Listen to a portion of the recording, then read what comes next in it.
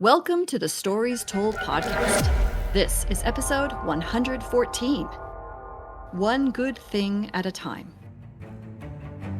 This is the Stories Told podcast. Two authors talking about stories in movies, TV, and of course, books. I'm Michael Grayford. I write action-adventure stories in fantasy and sci-fi worlds, sometimes for younger readers and sometimes for adults. And I try to always inject at least a little bit of humor. And I am author E.W. Barnes, and I write action-adventure, time travel novels, and space opera science fiction. Thousands of years, thousands of worlds. But be forewarned, beyond here, there will be spoilers. Are you ready for the adventure? Let's begin.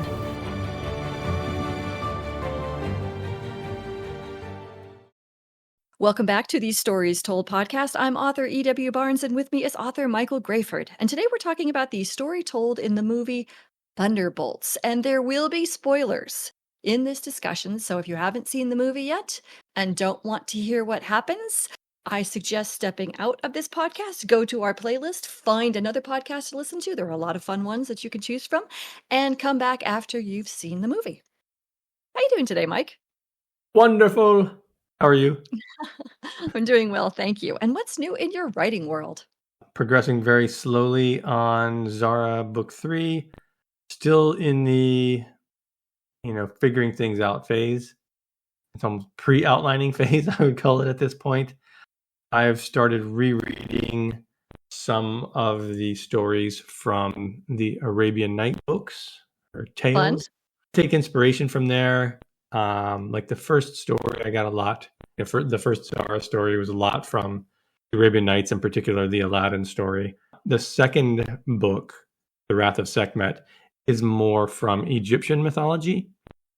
So I take my same characters, I sort of blend the Arabian mythology that I made up with the Egyptian mythology. Cool. So now the third book will be more along the Arabian mythology again. Yeah, I'm just refreshing some of those stories in my mind, and there's bits and pieces I want to take from them and make them my own, bring in some characters from there and make them fit into my world. Cool. So that's where I'm at. And I have another couple thousand words under my belt.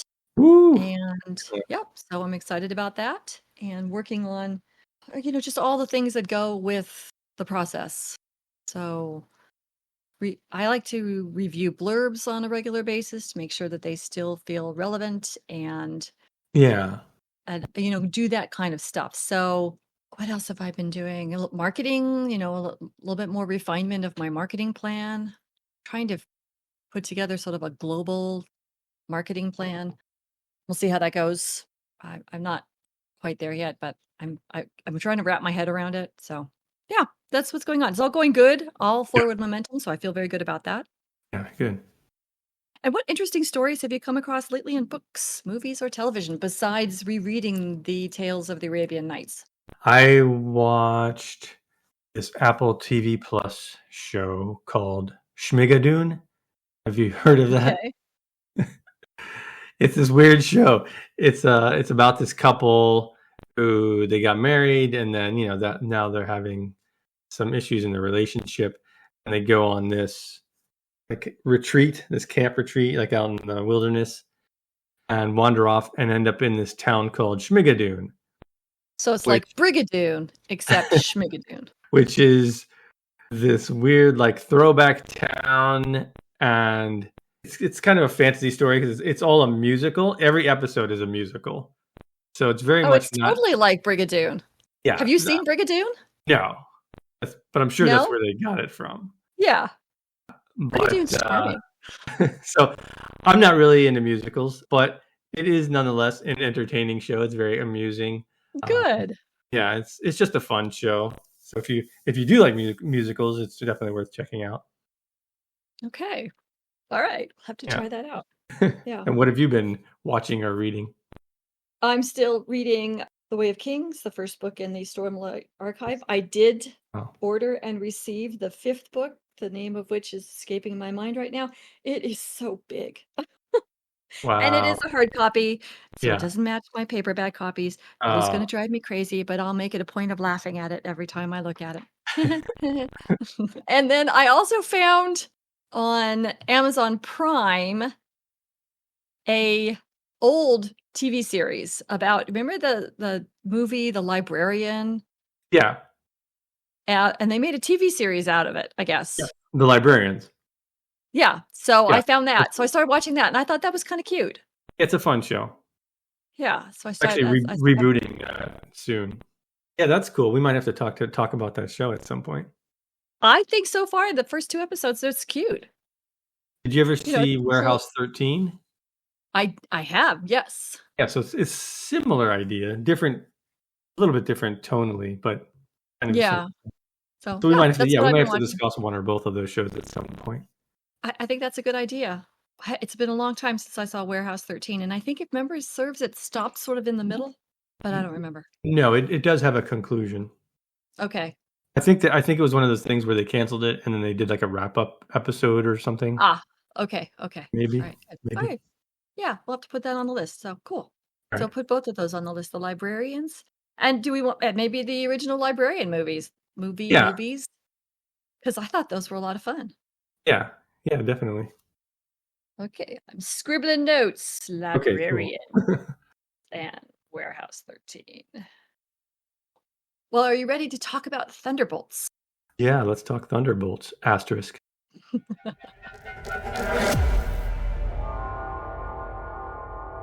Today we're talking about the story told in the movie Thunderbolts.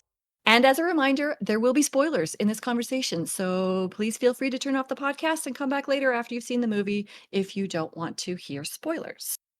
I'm going to read now the summary that comes up when you type Thunderbolts into Google. I believe this is coming off of Google itself.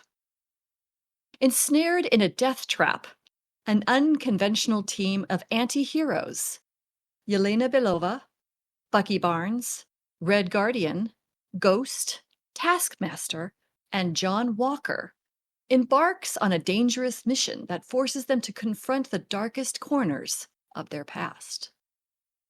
Did you like this movie? Yeah, I'm kind of neutral on this movie, so this will be a good discussion for us. I think part of that reason for me is because when I saw the preview, it was marketed as sort of a funny kind of story, sort of like a Guardians of the Galaxy type thing. So that's what I was expecting when I went into it. Okay. And though it does have humor, it was a lot more serious in tone than I was expecting. That's not bad. And I will say I did enjoy it more than not. But I think my expectation colored my my feel for the movie at the end of the day. So it might be one of those things where I would enjoy it more on a second watch through now that I know what it is going into it.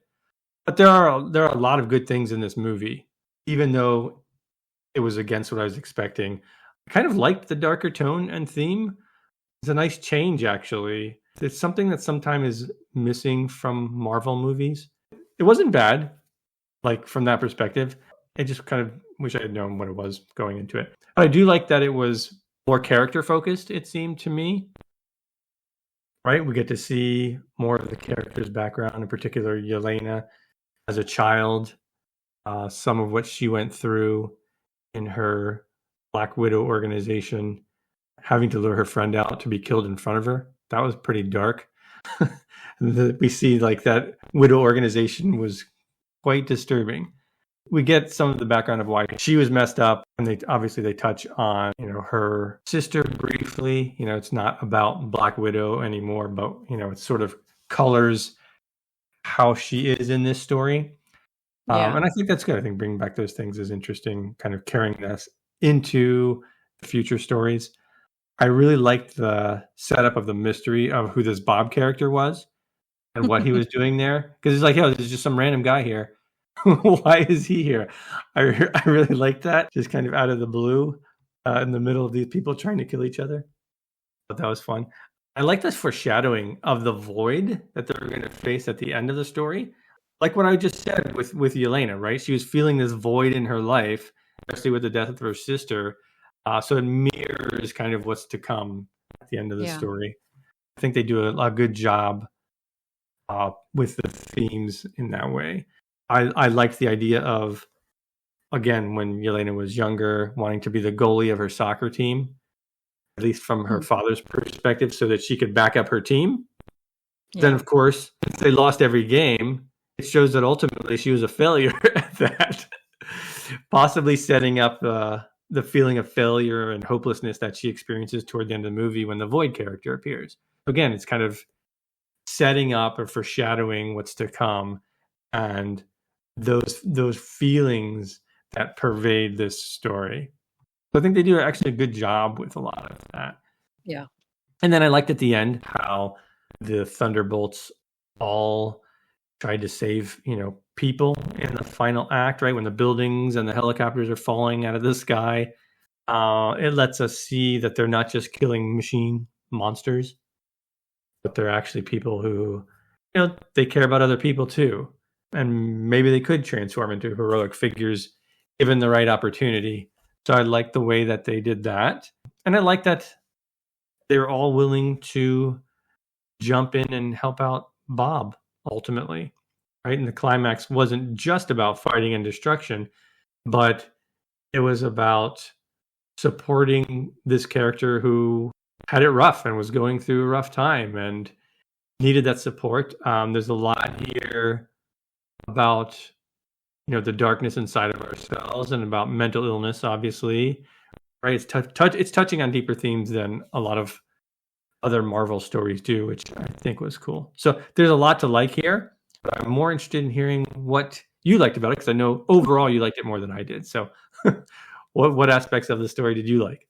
Well, first of all, I will say I did not go in with any preconceived notions. I didn't see any trailers, or I think maybe I saw one in the theater a while ago, and so I did think it was something a little lighthearted, simply because this did seem like it was a forced pairing of a bunch of anti-heroes who didn't want to work together, so that part was going to be amusing. But other than that, I didn't really have any preconceived notions, and I came out of this movie loving it. Really loving it. And I think it's because they did try something very brave in exploring the darkness within. And I think they had to. You can't bring these anti-heroes up with the terrible pasts that they have and not in some way explore that. And I think they did it really beautifully. I mean, in a way that just walked a very fine line of being realistic without being overly maudlin, and also without sort of making it too light. What they did was awful. Like you pointed out, though, the Black Widow training was really dark and brutal and ugly. And they did a good job of showing how ugly it was. But it wasn't taken too seriously, but it wasn't taken too lightly. I think they found a really great middle point for exploring that. And I was very impressed by that.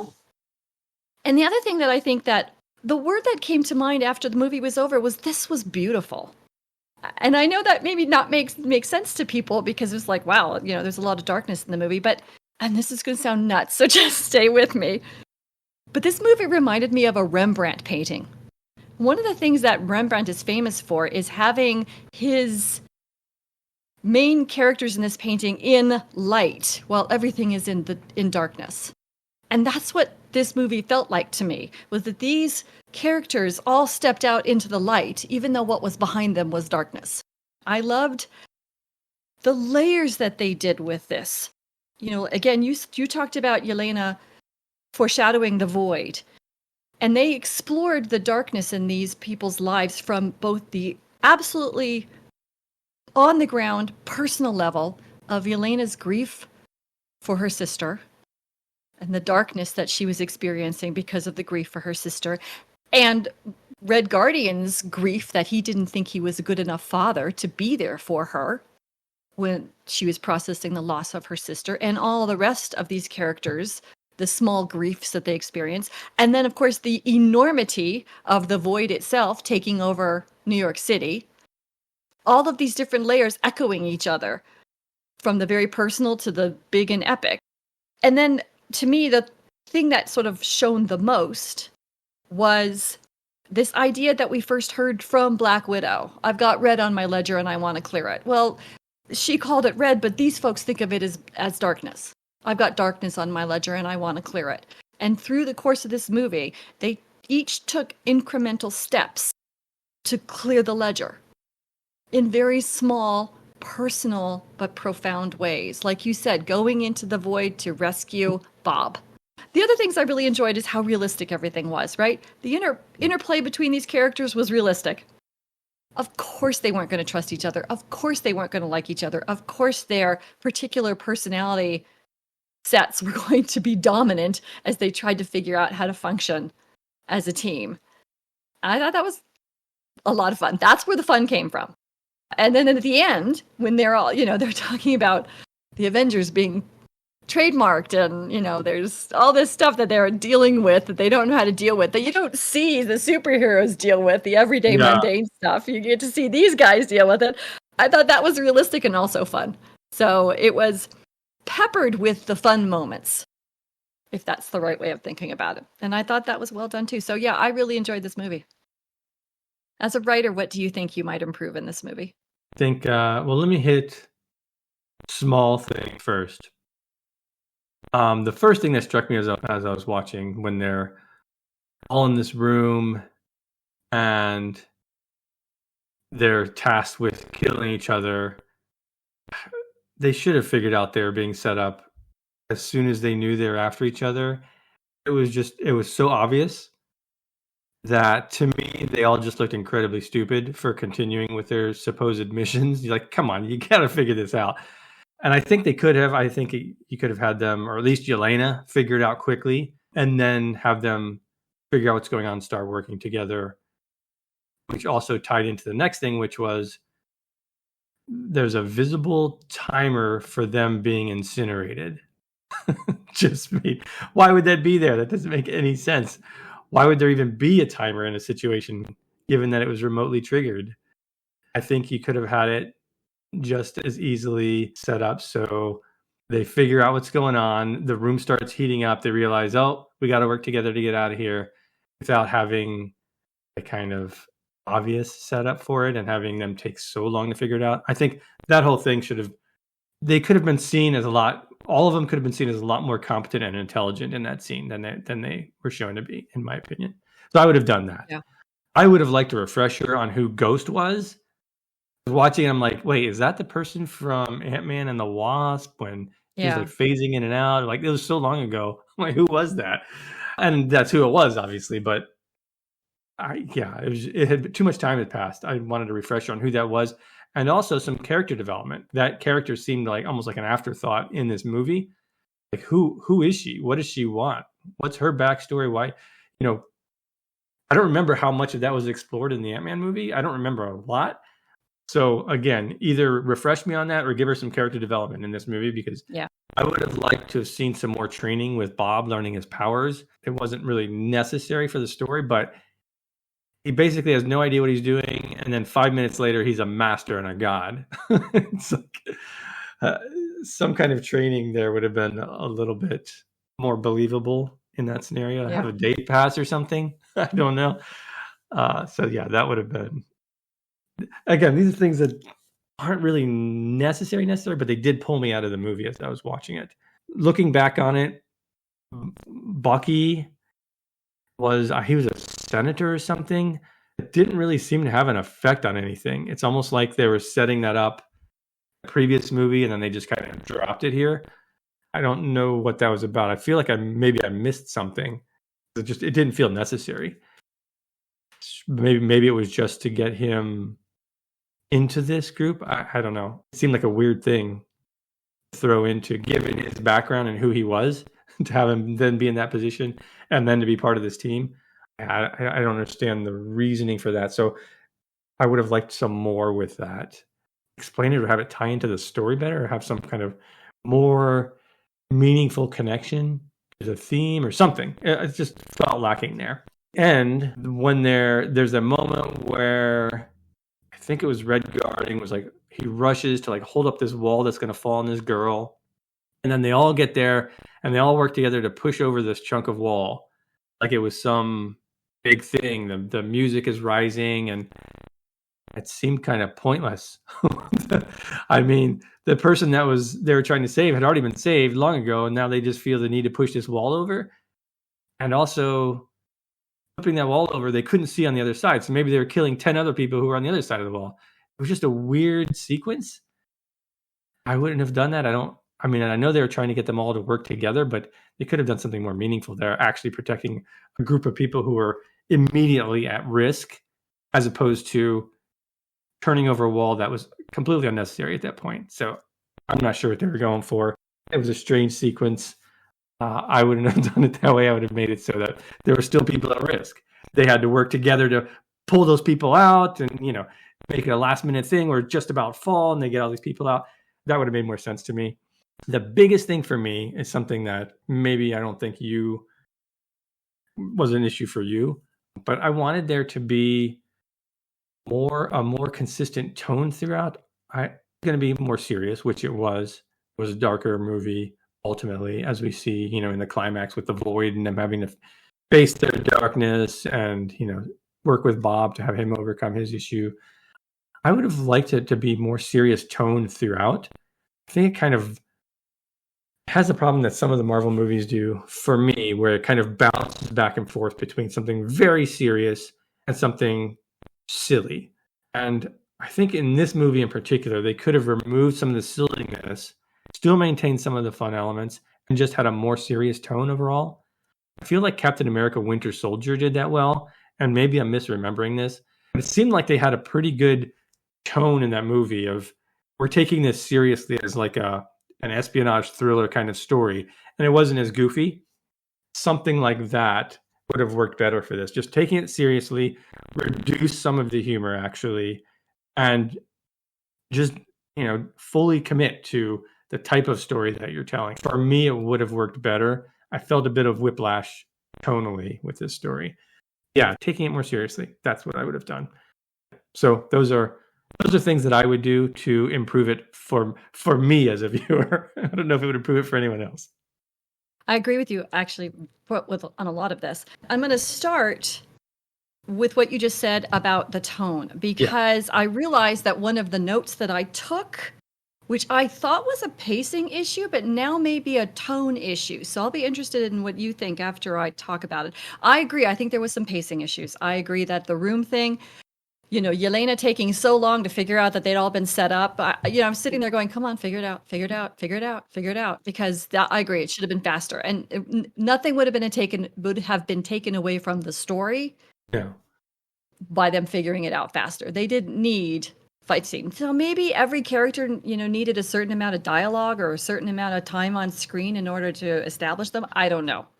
But I agree. I think that could have been tightened up.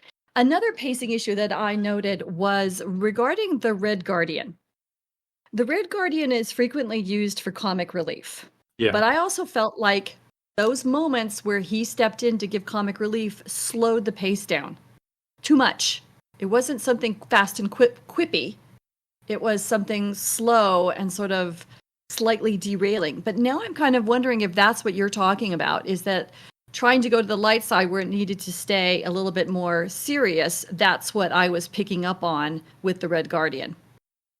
Yeah, maybe so. I don't mind him as comic relief. I mean, that's kind of the character they set up. But I will say, I actually appreciated the moments more when he was being serious and, talking about in his past and his connection. Like it made their connection more meaningful to me than just being jokey. I agree. And I liked it too. And he wasn't intending to be jokey, but it was clearly, the dialogue or the scene would be set up so that to us, the viewer, it was humor. Those just kind of frequently landed flat for me because it forced us to work too hard to get that comic relief in an otherwise very serious or more serious tone movie. So I agree with you then. I called that pacing, but now I'm wondering if it's tone. So I'll have to think about that. And then I agree, some training for the Sentry would have been really cool to see somehow, him figuring it out, or maybe him figuring it out without Valentina, which would have been cool because then that would have foreshadowed his stepping away from her. Yeah. And then I wrote down a word while you were talking to tell you that I agreed with you, but now I can't read my handwriting. So there was something else that you said that I agreed with. It started with re-F. I don't know what I was trying to write here. Refresher on who Ghost was, maybe? That's it, the refresher. Yep, I think that's really important. We talked about that when we discussed the last Captain America movie. Yeah. And we talked about how really valuable it would have been to have a refresher on the Eternals, so we knew what was going on with the giant rising out of the ocean. I think a refresher on each one of these characters. It could have been from Valentina. It could have been her having a discussion with her assistant about what would be the best way to eliminate, these last threads or something. I know we were supposed to be surprised that they were all going to be eliminated, but something that would have just a little dialogue to give us a little backstory again, to remind us, who do we have that can do this job, right? And then have the assistant say, we've got the U.S. agent who his strength is leadership and strength, right? And we have, and just going through that, and then kind of reminding you of who these people are and what they can do, I think would have been helpful. I agree. Let's talk about themes. Did you find any themes in Thunderbolts asterisk? For me, the theme was you have to accept the darkness within you. You shouldn't deal with it alone. Yeah. That's what I got. What do you have out of it? And I pulled the concept of the ledger. These people were all struggling with the bad that they had done with their lives, but they were coming out of the darkness created by their bad by doing one good thing at a time.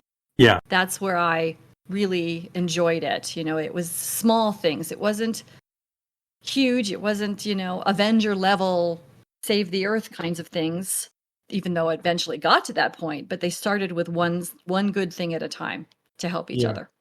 Yeah, that's great. I really like that. And that points to one of the things I said I liked at the end, where they're all saving the people on the street from debris that's falling, really, right? It doesn't affect them personally. They could have easily just let those people be, right? Let whatever is going to happen. All this, chunks of building falling on people. They didn't have to save those people. No one told them to save those people, but they just jumped to it, and all of them did it by the end of that movie. And I thought that was great. You get to see, these people have come from a dark past. They've all gone through, rough things that have molded them in ways that they haven't been happy about. And now they do get the chance to step up, and they did step up. I like that. So yeah. I like that as a theme as well. As a writer, what do you take away from Thunderbolts? For me, it's don't be afraid to have deeper and potentially a bit darker themes. That's what this movie does. Yeah, we don't get this a lot in the Marvel universe, though I do think the Marvel movies get a bad rap. I think generally they do have good themes. They do have, things that are representative of humanity, right? They're human stories that they're telling, but they don't always go into the literal darkness like this movie did. And I think that was cool. I think it's good to have these kind of stories. This movie kind of reminds me of what they did with their TV shows, where they're trying something different, right? Each of the shows was very different. And this kind of was that way for that. This movie was kind of that way for me. So that was my takeaway. What about you? My takeaway was I was so impressed with, and this is something that Marvel does so well, and that is really understand their characters and really write them consistently so that they stay within who they are as they're moving forward, even as they're evolving in an arc. And the other thing that they do is that they always have really good villains. These guys at one point were all villains. Yeah. And so the villains are always very layered, with good backstory, very three-dimensional. And so now they're taking these villains on a new arc altogether while still maintaining the character that they have and who they are and what makes them unique in the story. And I really appreciate that. So that's what I want to take away, is keeping these characters' tone and behavior consistent, especially when you've got an ensemble story. Yeah. Thank you for joining us as we talked about the story told in Thunderbolts. A big thank you to our Patreon supporters and all our subscribers, as we are so grateful for your support and your encouragement. The Stories Told podcast is available on multiple podcast platforms, and we thank you for liking and subscribing or following, depending on where you're listening. It may not be a big deal to you, but it means a lot to us. If you have a favorite book, movie, or TV series you'd like to suggest for the podcast, leave a comment on the YouTube channel, and that link is in the show notes.